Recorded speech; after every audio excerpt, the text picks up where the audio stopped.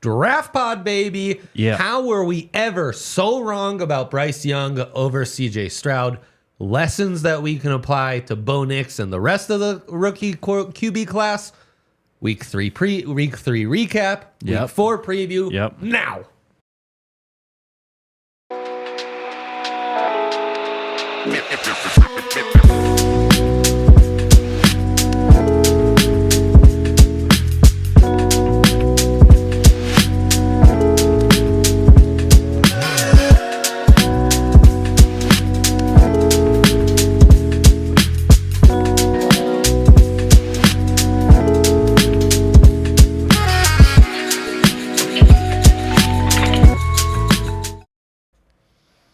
DNVR Draft Pod. Yeah. We're here. We did it. Another Thursday. My kid doesn't have school tomorrow. Congrats. Right? Wow. Right? Isn't that glorious? What's the occasion? It's a teacher workday. Shout out to the teachers out there. Big shout out. And the parents who need to find daycare alternatives for that Friday. Shout out to us all. I'm grayed out, gray on gray, not necessarily a conscious choice, but maybe a little exaggerated. I'm your host, Andre Simone.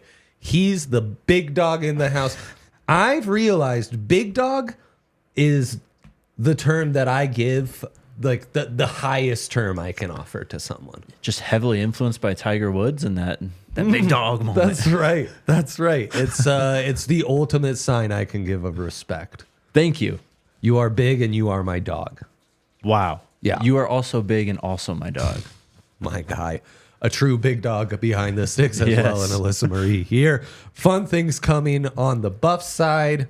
Full slate of NFL. College football is already here. Time to set our fantasy lineups. Not from the Toyota Lounge, but come join us in the Toyota chat. One and all. Always lots of topics to get into. But Jakester. What up? It starts with Bryce Young, who in Oh, man. only his third start of his sophomore season is getting benched. An all-time disastrous situation to be drafted in.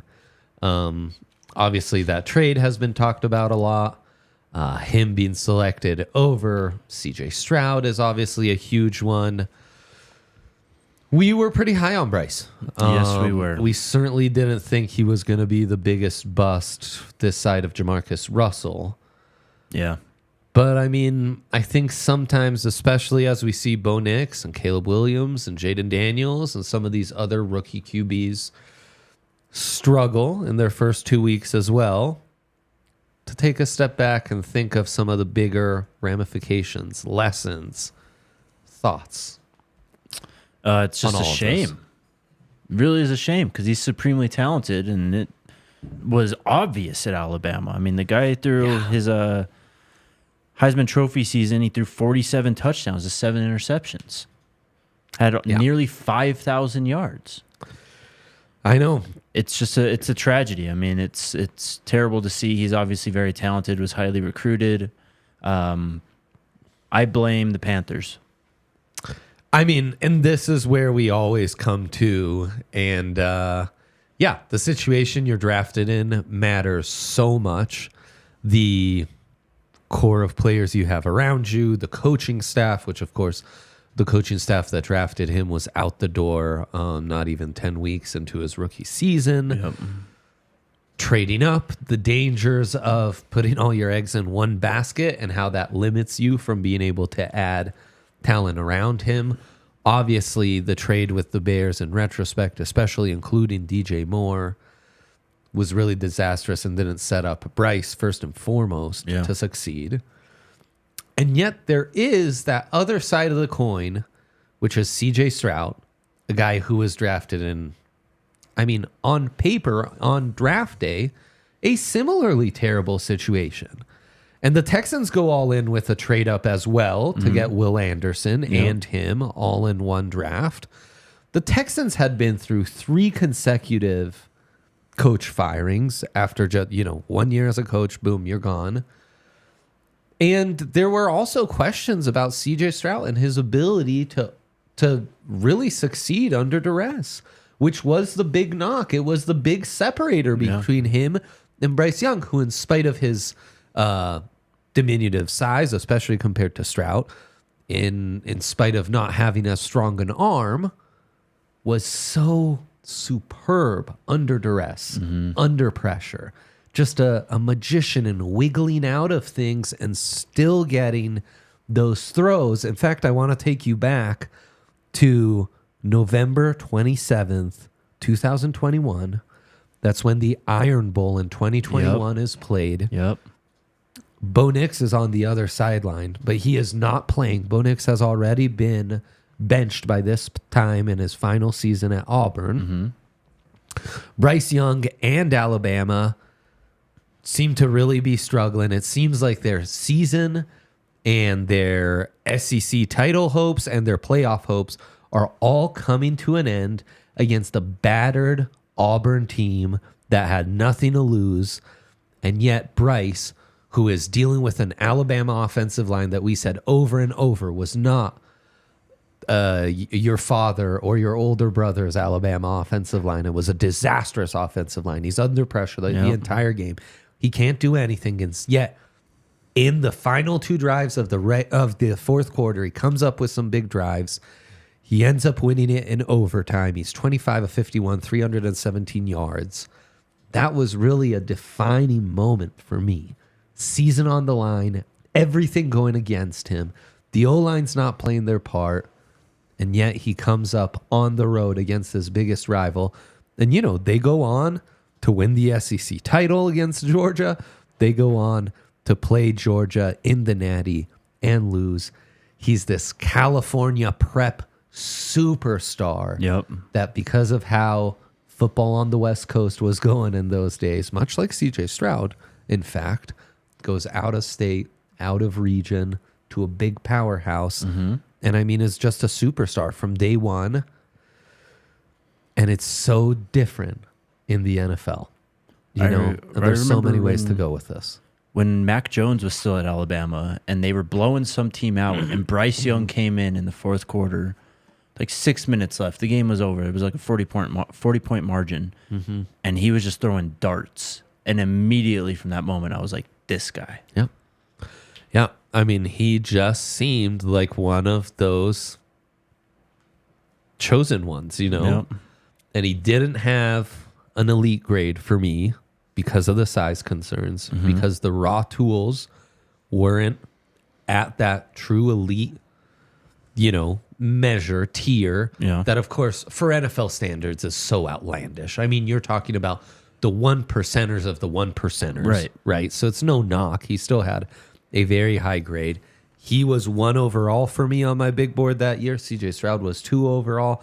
I think I was a bit of an outlier on Stroud, less so on Bryce Young. No one really criticized that pick for the Panthers. Right. And it's just been disastrous. I mean, the worst pick this side of Jamarcus Russell. It really is so far. This century. I mean, it is wild. Yep. There's a few things here. Organizational stability. You mentioned the staff that brought him massive. in. So massive. I mean, what was it? 10 weeks, even if that? Yeah, I think it's closer to 8. And so Matt Rule and them get fired, right? There's no talent around him. DJ Moore is gone. Like, their best receiver is gone. And then you go look at the Texans and, you know, they draft Nico Collins a few years before. They make the moves to bring in Laramie Tunsil. They draft Kenyon Green, a guy who we all liked. Yeah. Stingley made a huge play in that Sunday night game. Exactly. Like, Texans had young talent. Panthers have an empty cupboard. They have Derek Brown, and that's it. How many years have we been saying that? No, I know. And I mean, their top picks have not worked out well. No, J.C. Horn has really done nothing since that injury. Right. Who was the big NC State tackle they drafted? He's really struggled. Ikem Okonu or something like that. Yes. Good job. All I could think of was Emeka Egbuka, which I know is the Ohio State wide receiver, and Strez, who's in the Toyota chat, would have called me out on that. So I thank you for getting that right. Yeah, I mean, it's true.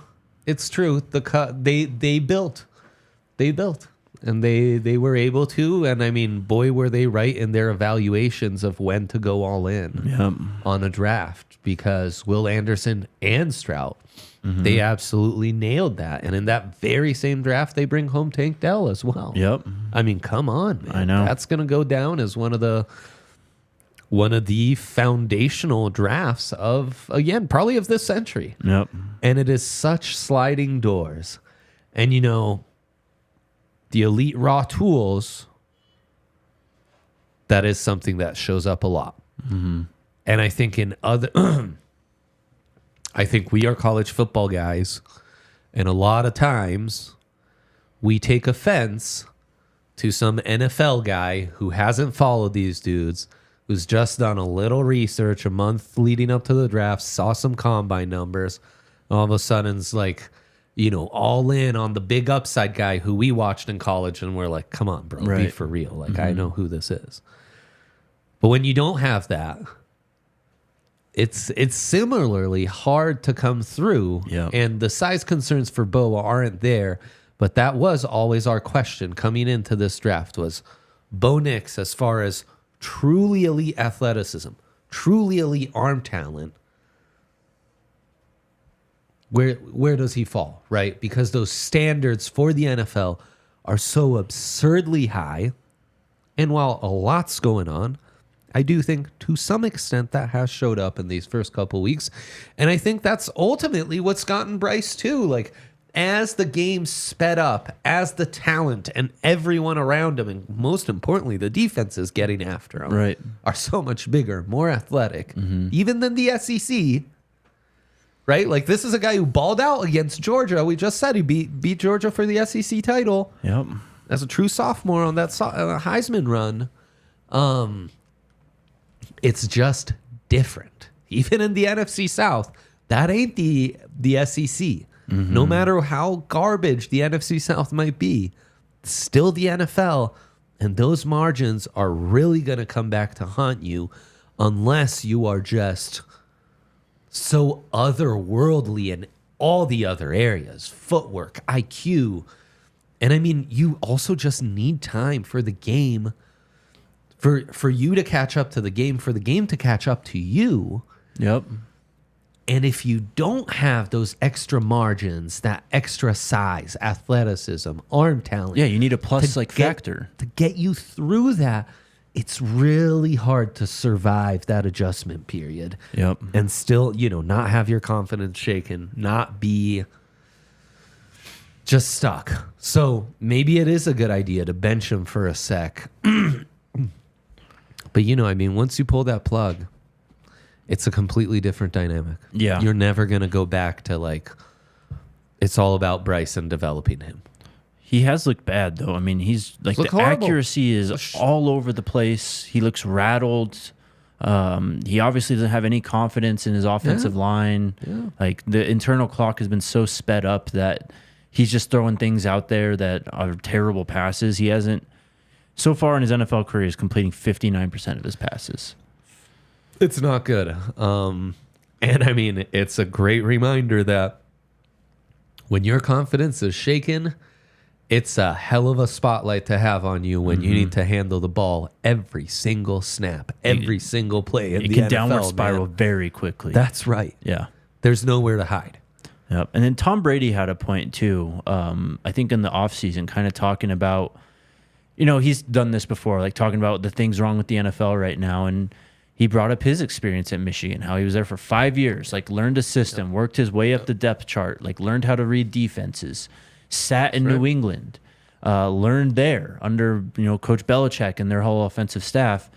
And he also said, like, we're throwing these guys to the fire. Like, there's no development in these rookie quarterbacks. We're just throwing them out there to the wolves. And then this happens and we just go, oh, he just wasn't good enough. Right. Right. And we don't even play them in the preseason. Bo doesn't Bryce even play in didn't the third game. Preseason this year. We don't have two-a-days. You don't have padded practices. I mean, and C.J. Stroud's frankly just a miracle. He is Michael Jordan being drafted by the Bulls, who were a joke franchise, and there's maybe two other guys who would have worked out in that franchise that, you know, And he just, like, sometimes there are outliers. And there are guys who are just so special that they even overcome being drafted in a bad situation. Sometimes you just get lucky. Truly, man. But that's not for all. And that's not to say that these other guys don't have talent or that we were completely wrong or that everything they did at Alabama gets nullified. Right. Though now with Tua's injury, I think the Alabama conversation becomes an interesting one as well. So we'll get into that on the other side. Other notes from the rookie class. We have a whole lot to get into from the week 3 stuff, including another Bama quarterback. So let's do that quick break real quick, and then we will be right back.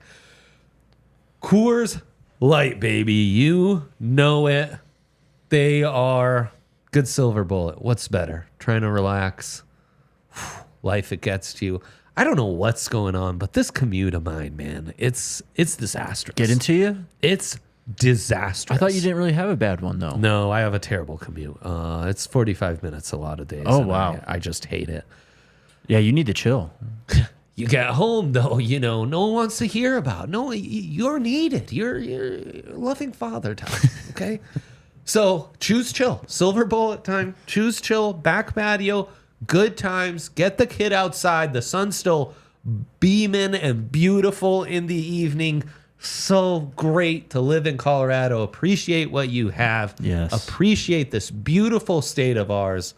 What better way than with a true Colorado authentic beer, cooler than the mountains. Damn it all. So make the most out of times. You choose chill with Coors Light. Come on. Get Coors Light delivered straight to your door. That's choosing chill right there. With Instacart by going to CoorsLight.com and then you know what? /DNVR. Bang, bang. Celebrate responsibly. Coors Brewing Company, Golden, Colorado. I saw a tweet today that said this is, I think, the last 7 p.m. sunset for the year. Our chill time is being erased from us. But it is football season. We do have an abundance of chill time. Enjoy that with a silver bullet. Enjoy that while getting some football bets on Bet365. Of course, we always talk through some picks every single week. And a little someone here cleaned up on his college football picks. Schwan, man, what is your trick at Bet365? The only place you can use our code DNVR365. The only place we're bringing you custom bets every single weekend. Our little logo on the app, Boosty. 2 of 3 this week. What'd you do? What was the strategy? Well, I just made great picks on this show last week. That kind of carried me through, just knowing ball. But shout out to Bet365's early money line payouts, man. Your team, you take a money line. Those are good. Your team gets up by 17 points. Yep. That's it. It doesn't matter what happens the rest of the game. That money line cashes. Boom. It's like labeled, like cashed out in the bet slip and all that stuff. It's paid off for you a lot lately. Yeah, it's great. So listen to the picks because Sean Man's dialed in. Must be 21 plus, physically located in Colorado. Please gamble responsibly. If you or someone you know has a gambling problem wants help, call or text 1-800-GAMBLER. Okay. Yeah, Bama QBs. Not a good stretch. And Saban's gone. And yet we've got another one next up. I know. So, whoa. So much. And also, I see all your comments in the Toyota chat. Bless up. Love the conversation. We'll get to those in just a few. Helmet scouting. You can't do it, man. There's such outliers, NFL franchise quarterbacks, that don't even bother. Don't do that thing. The helmet scouting 2 years ago for Bryce Young and C.J. Stroud, the narrative was, you're going to take an Ohio State quarterback in the top 3? Yep. In fact, just the Dwayne Haskins comps, I think, scared people off. Oh, man, that name just made me sad. But rest in peace, Dwayne. Truly. We have Milroe next up in this DeBoer offense. Always changes things. Jackson Dart keeps throwing up big numbers. They're the guys who've really shown up, and Milroe had a really nice performance against Wisconsin. Yeah, he did. Right now, though, Ryan and I on bets used to call Ryan Tannehill in his peak with the Titans a threes and dunks quarterback. Yeah. So runs on RPOs, or he's taken the deep bomb. Yep. That feels very Jalen Milroe-y right now. Yes, it does. That drive at the end of the first half was kind of like a statement drive for him. Oh, you don't think I could pass the ball? Just watch this. Yeah. What was it 3 plays in 30 seconds? He's got a loose arm. Yes. It feels very Jalen Hurtsy. He's not as big. No, right. I mean, Hurts could squat like. He might be faster though. Yeah. The arm's as loose and lit. And I think under Lincoln Riley in that season at Oklahoma, Hurts was slowly but surely starting to show a little more accuracy over the intermediate. Yeah. That's where Milroe needs to come along. But again, it's similar like under DeBoer. It's great setting to like take that next step. The whole offseason talking about this. Jalen Milroe under Kalen DeBoer, and the example is Michael Penix. Look at what Michael Penix did working under Kalen DeBoer, especially when he went to Washington. There's Jalen Milroe was like on everyone's list for like biggest riser coming into this season, and with how he played against Wisconsin, I mean, I think you have to take him seriously as a dual threat. 100%. And I mean, you know, as Ewers gets injured, and we'll see about Dar, and I mean, geez, Carson Beck has not looked good. No. Shout out Kentucky UDFA, our guy, because we nailed that pick too. Cats gave him everything in that one. So yeah, it's Milroe's a really fascinating guy here. Yes, he is. Really fascinating. Even though, as silly as it sounds, we have gone all in, right? All in on mobility. It's a must for the modern quarterback, in part because it allows you to survive as your mind is catching up to game speed in the NFL. We just made a really nice ball knowers argument on all of that, right? But at the same time, that's why we drafted Bryce Young over C.J. Stroud. That is true. Like, how much do we overrate that? How much is mobility? And I mean, you know, we do overrate it. I overrate it personally. Because you want that survivability. And you just need, like, if you're going to be going top half of the draft, you're going to a bad team. You're going to have to make plays happen by yourself. Whether that's with your arm or with your legs. And obviously the mobility gives you that factor. So that's, I think, kind of why I tend to lean really heavily on that trait. But I also think it's just something that really can open up an offense. I mean, that's the other thing. The headline for it's got to be Baltimore. With how they embraced Lamar, how they built that, truly built an offense around Lamar Jackson. Yeah. And that's just, I think, what sticks with me. You know, Cam Newton, too, how his, like, advantage with his size and speed and mobility, like, that allowed the Panthers to do so many different things in the NFL for those first, 5-6 year run he had? So maybe even longer. You 10 pair years. size, you pair mobility with that type of size, outlier size. Now you're really cooking. Anthony Richardson. Yeah. I know. God, him and Will Levis look like the same guy to me. I get it. I know. I'm just saying, like, they're both just such wild cards. I'm out on Levis, but I'm still in on A-Rich. Rightfully so. I mean, Levis has also been like, he looks so good final couple weeks under Vrabel, and all of a sudden you change everything around him. That's exactly what we're saying with Bryce. Disaster.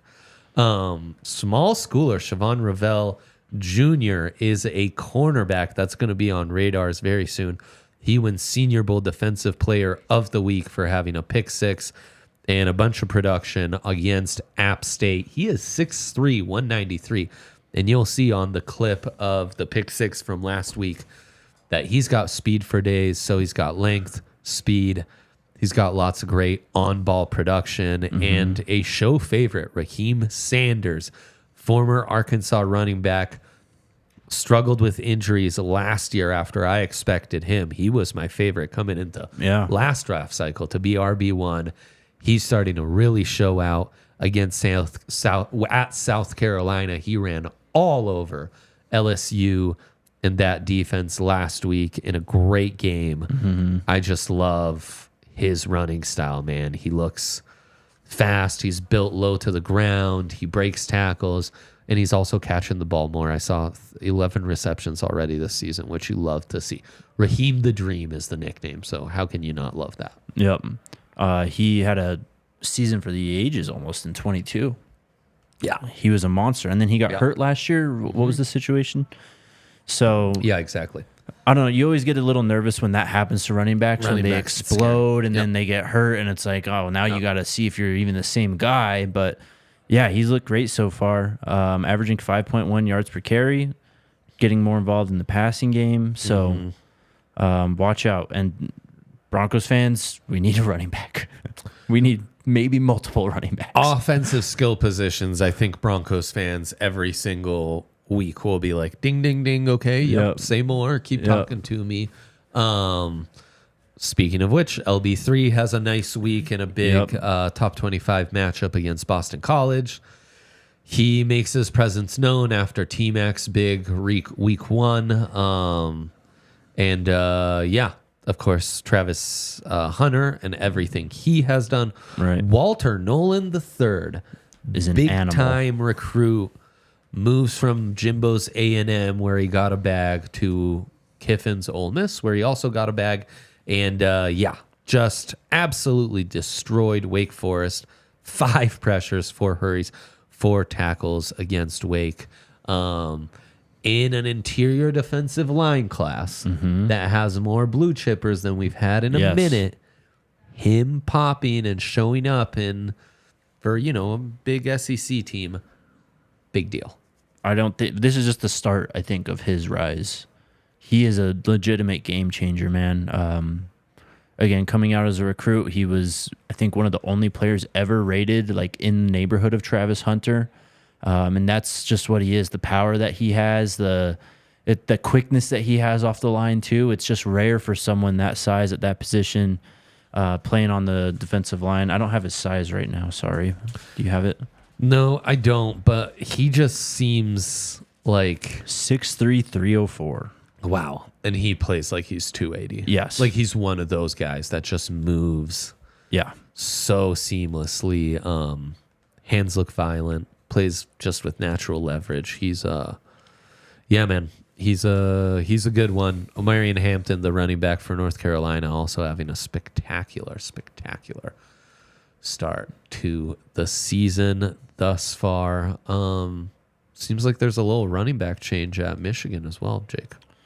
I don't know what's going on. So yeah, sell your Donovan Edwards stock if you still can, and maybe buy some Khalil Mullings because he did rush for 153 yards, 2 tuds. We will get to talk about him as we preview Michigan USC, the big game of the week.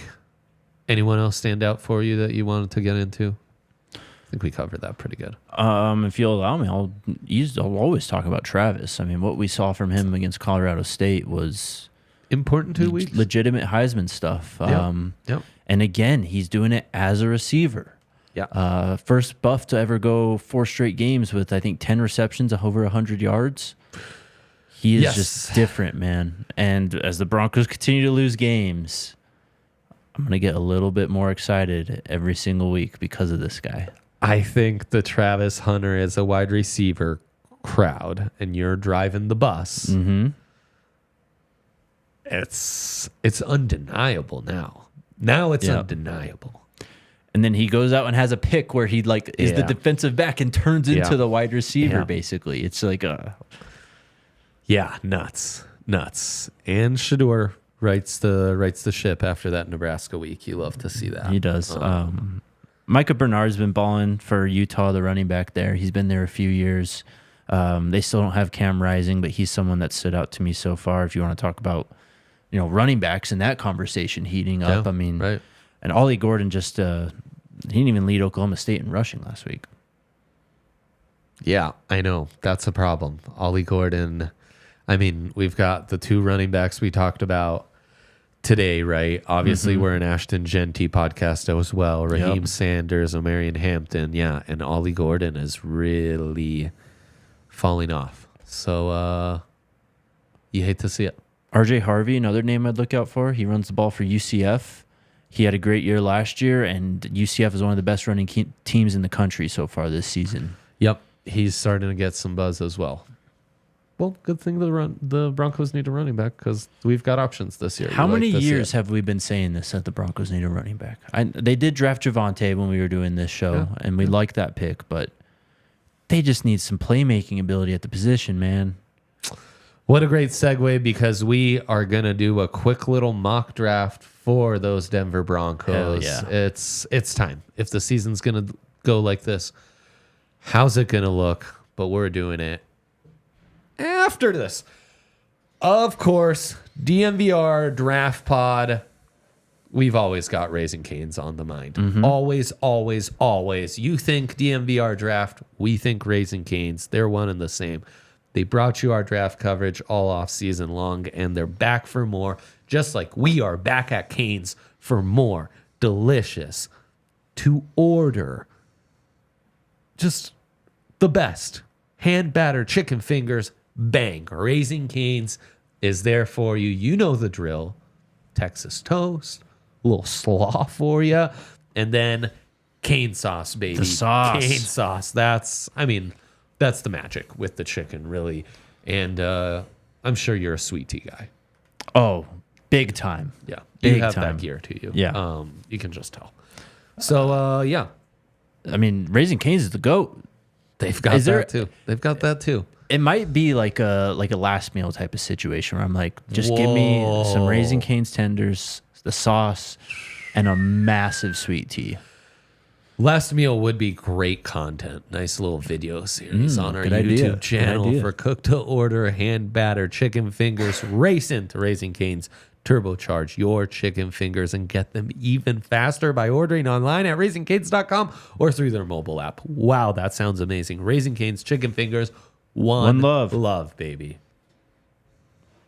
DNVR events. And DNVR events. It's tailgate season, man. Yeah, get it right. I went out there for the Broncos tailgate on Sunday, and it's just one of my favorite things to do, honestly. Like, I love going out there, hanging out with Broncos country, watching the first half of Red Zone. We got you hooked up with some Breck Brews, some Coors Light. We got sandwiches, pizza. It's just a great time. It is. It's like becoming the tailgate. It's such a great spot. I love it. They're popping. Yeah, and we've got the TVs and the community and Big Jakesters there. And I'll make an appearance once in a while. D-Line was there, right? D-Line was there. I mean, gosh, it's just like left and right. Denver it's man never made ending. Denver man in attendance. Different grub to try out every single time. And then, you wanna live easy. Just come to the bar, grab a bus. Yep. It's barely anything. You get a free bevy on the bus, and you get to the tailgate that way. You just park at the DNVR bar. I mean, it's just amazing. Life made easy. And then, of course, Buffs tailgates too. We got a big one, Baylor in town on Saturday. There's going to be some surprises at this tailgate. Whoa. You might be able to see. I can't get too into it. But come hang out. It's going to be fun. Same thing. Pay one price, you get in, you get all the drinks, food, whatever you need. And RK and I will be there hanging out, so it's going to be a good time.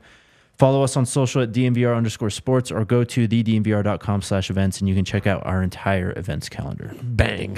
Nicely done. Thank you, sir. Mid-read, Alyssa sneeze, so bless you, Alyssa. God bless you, Alyssa. Okay.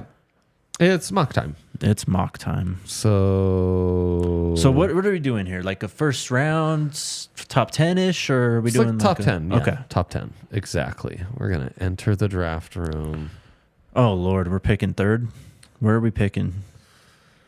Let's see. This simulator. Are you on?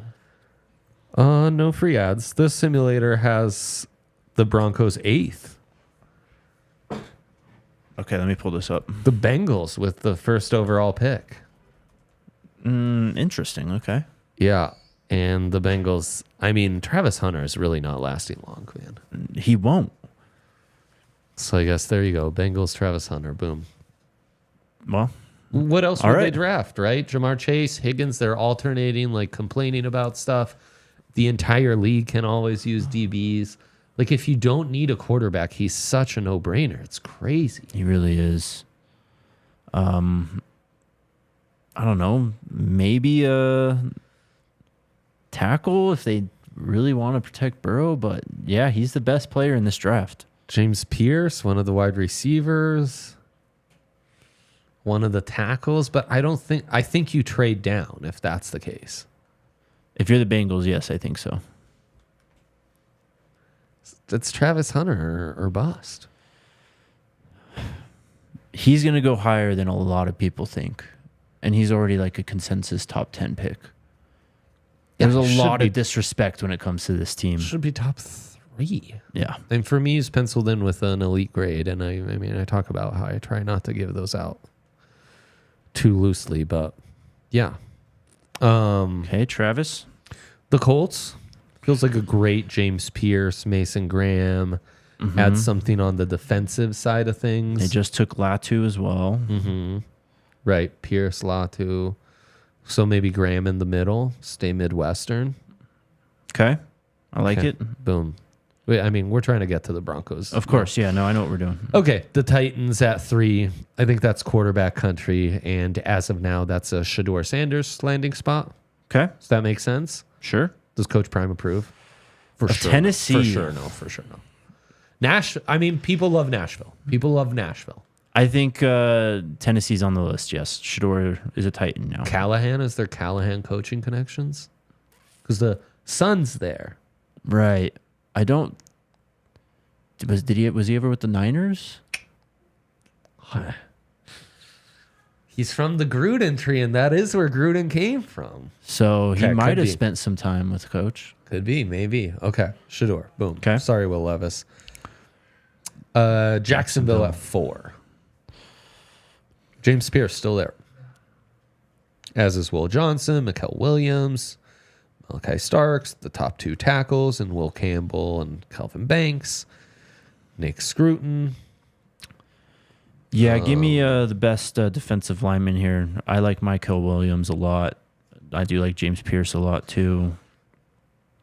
You break go that tie. Mikael? Sure. Love Mikael. He's awesome. From the team that brought you Tevon Walker comes Mikael Williams. You have the G-men now. There you go. The Giants. Yeah, the G-men.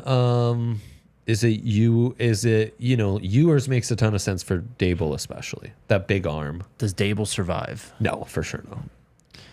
But still, that might not matter. I do think Ewers is kind of separating himself. But injuries are certainly a concern. Do you think him, Beck, Milroe, Jackson Dart? I was going to say, do you think they just do another boring quarterback pick and go Carson Beck? Could be. They're that type of organization. Who's rated higher on this board? Carson Beck is. Let's pick Carson Beck. Okay. Over Ewers, Milroe, and the rest. Okay. Love it. James Pierce still around for the Carolina Panthers. But we're really going to ship off James Pierce to Carolina then. Well, they're also almost certainly in the quarterback market. And again, Milroe, Ewers, those guys they're around. They're very much around. I don't think they'd go Milroe after we just talked through the whole Bryce thing. So let's go Ewers here. Okay. No one wants to be drafted by that team. No. You have the Ravens comically in front of the Broncos. Jesus. I think that'll change. T-Mac's got to be the pick, right? Sure. That's a great, phenomenal pick. And the Broncos are on the clock with James Pierce still there. Yep. Big time upset.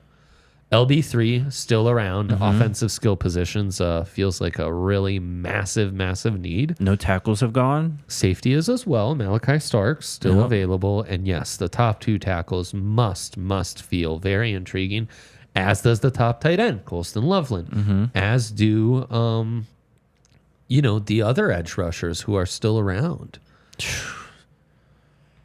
Okay, this is tough. This is really tough. Now we get into positional value here. Yeah, talk to me. I still go back to Sean Payton and his time in New Orleans and how he invested in the offensive line, and that's what my immediate thought was in this situation. Yeah. Was looking at the tackles. Yeah. This team also needs an ace pass rusher, and this team also needs an ace wide receiver, some playmaking ability on the outside. I think you rank that the order I just did: pass protector, pass rush, pass catcher. Yeah. I wonder how much pass catcher, if you obviously remain invested in trying to develop, Bo Nix jumps up the queue a little bit. That's a good point as well. The Broncos will have cap space going into the year too. I think you can address wide receiver, maybe get you a pricey pass rusher. It is hard to find franchise left tackles. Yeah, that is a Sean Payton thing. God. Especially with this T-Mac. guy knows ball so good, man. Especially with T-Mac off the board. Like, I think if you get lucky in this situation and T-Mac sitting there at 8, that's a no-brainer to me. Yeah. LB3 less so. He's such an LB3 guy. I love LB3, but I mean, James Pierce being still around is crazy. See, now you're talking me out of where I just was. No, I know. I mean, who's the best player available, do you think? So we've got Will Johnson's there. We've got James Pierce, Luther Burden, Malachi Starks, Will Campbell, Ben Morrison, Kelvin Banks, and on and on. I mean, after the 2 Colorado guys, in my preseason rankings, which I haven't tinkered with yet, have Will Campbell, 3rd best prospect, in front of James Pierce, 4th best prospect, in front of Harold Perkins, 5th best prospect, in front of Kelvin Banks, 6th best prospect. Okay. Doesn't really help us. No, it does not. But I do have Campbell and James Pierce above the rest. Jose's throwing out trade possibilities. Is there any chance they trade out of this situation? I feel like they have to pick a player here. Yeah, you could, right? That's one team building. The question that's interesting, or trade that pick for Jamar Chase. Look, man, I think this team is in a position of, like, it really helps if you have one of these building blocks and you can build around them while they're on a rookie scale contract for 4 years. Yeah. The reason you're trading Jamar Chase as the Cincinnati Bengals is because, like, they don't want to pay him. Right. I think I would take James Pierce Jr. here. Yeah, I think so too. I think he's BPA, even though I have Will Campbell ranked just above him. I think that's a blue chipper you build around to build your defense. You want to talk Exactly. Houston Texans and you know, C.J. Stroud. You can't forget the Will Anderson part of it. Exactly. Now you get a defensive cornerstone, you know, maybe your next Von Miller type piece that you can truly build a defense around. Now you have an impact player on that front 7. Okay. Yeah. Strez brings up we'd be able to afford him, though, talking about Jamar Chase. Sure, you can afford him until you then have to pay your franchise quarterback potentially. And you say, well, what if they don't find their franchise quarterback? Well, if they don't, he might just demand a trade in 3 years anyways. So was it worth paying all this money to have a wide receiver while you're just meddling and, I don't know, instead of a 4 or 5 win team, you were a 7 win team? You know? And I just think at a certain point, you need to build some sort of organic core of rookie contracts that are coming up together. And that's how you build this thing. And when you need to pay those guys, you replenish it by nailing a few other rookie contracts that can be funneled into that core. Mm-hmm. If you need to sacrifice one, that's okay because you're replenishing in other ways. Right. It's literally how the Chiefs have done it. And I think that it's going to suck, but I think we just have to be patient with it. We're obviously not winning anything this year. The Broncos, who knows? Maybe they make enough moves and they actually make a leap for a playoff team next year, but I don't think anyone's going to be seriously considering them as their Super Bowl dark horse, you know, in February as we're looking forward to the next season. But we just need to gather good players. That's exactly what this team needs. I don't care what position. I know we need, and I'll say again, we need speed at wide receiver and all this stuff, but We just need to gather good players again. I mean, the biggest needs you listed, they're all premier positions. Yes. You can't win in the NFL, modern NFL unless you address these premier positions, which are all related to dominating the passing game or stopping the passing game. So corners, okay, they're in a good spot. Pass protectors, pass rushers, pass catchers, though, struggling.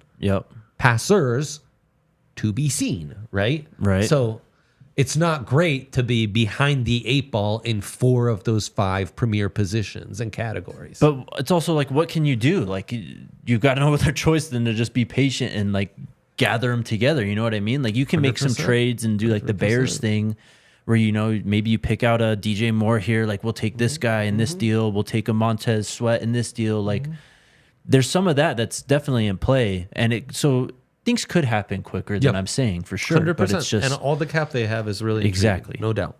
Exactly. Yeah, no, I'm optimistic. And I mean, Fanatic Dak asks about Ashton Genty, maybe not 9th overall, but I do think that would be a guy we would be doing somersaults if the Broncos could find a way to bring him in. I mean, I see Jose with the Nick Benito love. Look, I'm a big fan of a lot of our young edge rushers, but a couple of these guys need to pop and do so consistently to prove that they are okay. We've got a couple more building blocks to keep building this thing, much like the Broncos cornerbacks, you know, are to me. So yeah, it's a bit, that's the situation they're in. And it is tough from a team building standpoint, how much of that is just premier positions. What's the name of the game? It really is. Yep. For sure. Let's do it. All right. Let's go. Week 4 time, baby. Oh, yeah. It's here. You want to give us a quick little Buffs breakdown? So the Buffs this week going up against Baylor. Baylor is a very interesting team at this point through 3 weeks of the season. They played Tarleton State, blew them out in week 1. Played Utah week 2. We're down 23-3 at halftime, but that's also the game where Cam Rising got thrown into like the Gatorade coolers, cut his finger or whatever, and he's been out with that hand injury. Since then, they did have a little bit of a second half comeback there, but they weren't ever close to threatening Utah. Then last week, they play against Air Force. Air Force not good this year. The score was 6-3 at halftime. Lots of fumbles, sloppy play, but Baylor just eventually ran down the field with their running game, and I think it was 31-3 final score. I like how the Buffs match up in this game, though. I really do. Yeah, it's going to be an interesting one for sure. And the Rams get a really nice matchup against 0-3 UTEP being an 8-point favorite. So you love to see that. As far as the top ranks and what have you, we will start with a little top 25 matchup in the Big Ten. Illinois at Nebraska. The internet going wild for the Nebraska-Illinois t-shirt guy. Mm-hmm. So anyway, shout out to that dude. It's 2 3-0 programs. They're at Nebraska. 7.5-point favorites are the Cornhuskers. This is a team you obviously had to prep for. A couple weeks ago, Dylan Raiola, if you're looking down the line at quarterback prospects, certainly one to watch. Hill, the cornerback, another one to watch. And, you know, Illinois has really made a jump the last couple of years of like such a sturdy defensive team. Yep. So I think this will be a meat and potatoes real test for the Huskers. Do you want to know who's on Illinois? Go to me. Zachary Franklin, your guy. Whoa. Yeah. Is he doing stuff? He is, actually. He's their second leading receiver so far. Also, I think he goes by Zachary. Okay. Zachary is just the thing we like to do. A fun shtick, if 16 you will. receptions, 193 yards. Hasn't scored a touchdown yet, though. But that's probably more than he even had at Ole Miss last year. It's your chance, Zachary. It's your chance, baby. Bring it. That's fun. That's definitely one to watch. 7.5 at home. How do you feel about that?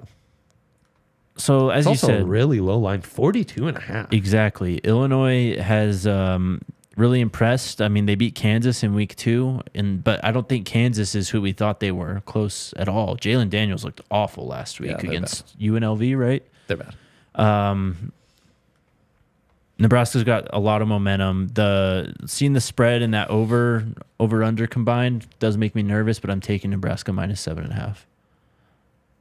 So if the book is, I think you're better off an Illinois team under, taking the under itself, or saying, no, this is going to be closer than they think, and thus more points will be scored, so I'm taking the over.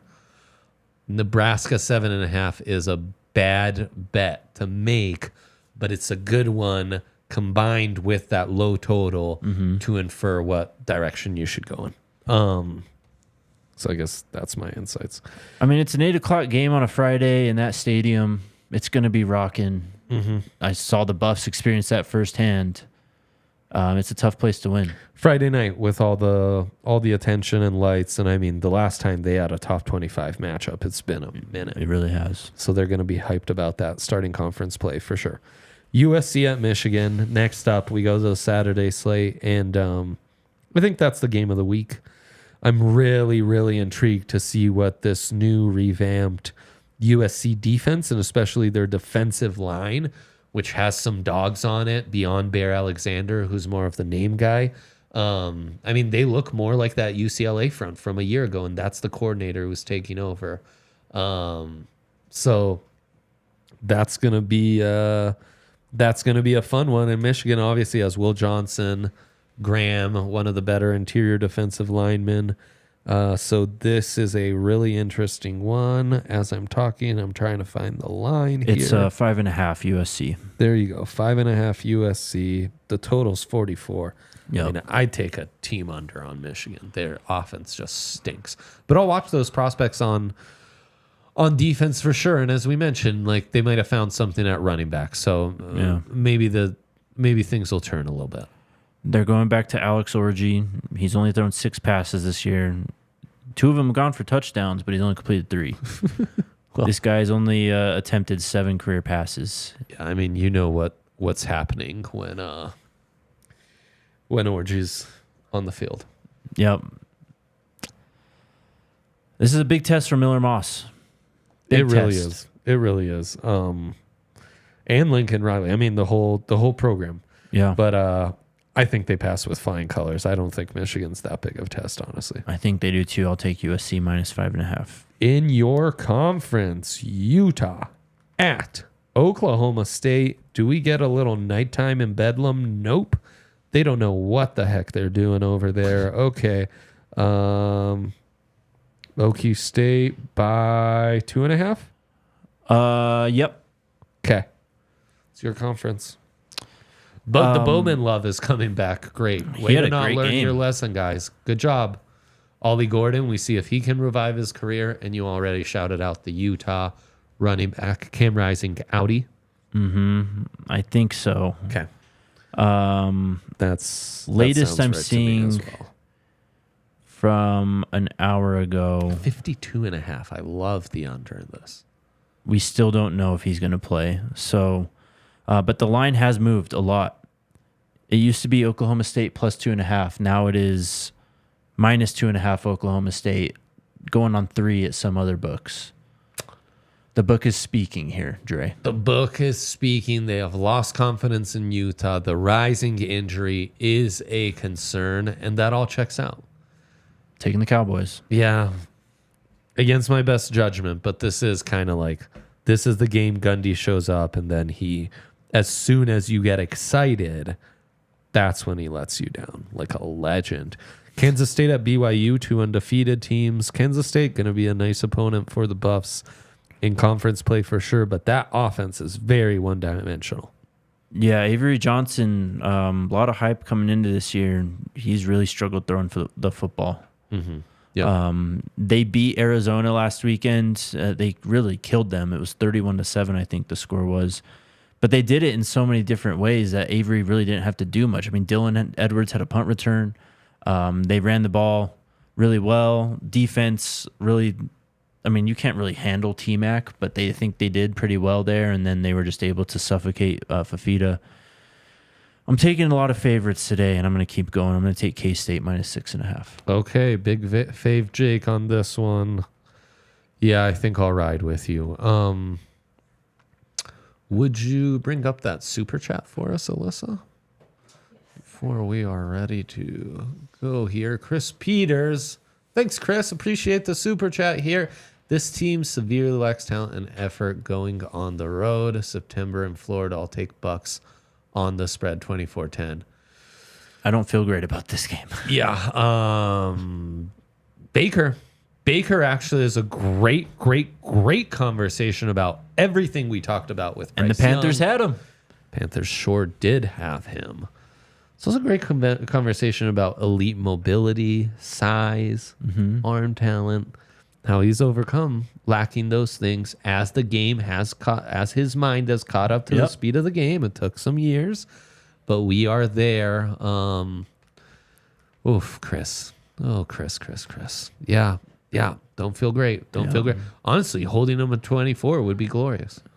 I mean, Scoring 10 points, I presume a touchdown was scored. That'd be awesome. I'd love that. if we can have some optimism on the defense or any type of skill position players, that'd be great in this one. Run the ball, maybe. That'd be cool. I'd like to see that. Yeah, Jose pointed out, and the Broncos could have had Baker. Yes, they could have. Yeah, it's really true. Jose had a question too. Jimmy Horn is not related to Joe Horn, by the way. That's what he was asking. So, insights you can only get here. That's the draft pod for you. I just loved it. In fact, I wish we would have had time to get to more of the Toyota chat. We will do our best to factor in more time Appreciate y'all, next though. week's show. Always back on Thursdays. Leave us a thumbs up on the way out. If you missed the Broncos pod that was going on while we were on, go check that out. It's YouTube, baby. Audio feeds will be updated. YouTube is right there for you. You can skip the commercials. Don't tell our sponsors I said that. Mad love to you all. Football in the Mile High City, man. Let's go. Stay strong. We See you got guys. this. Okay. Mad love. Bye. We all silly like the mayor.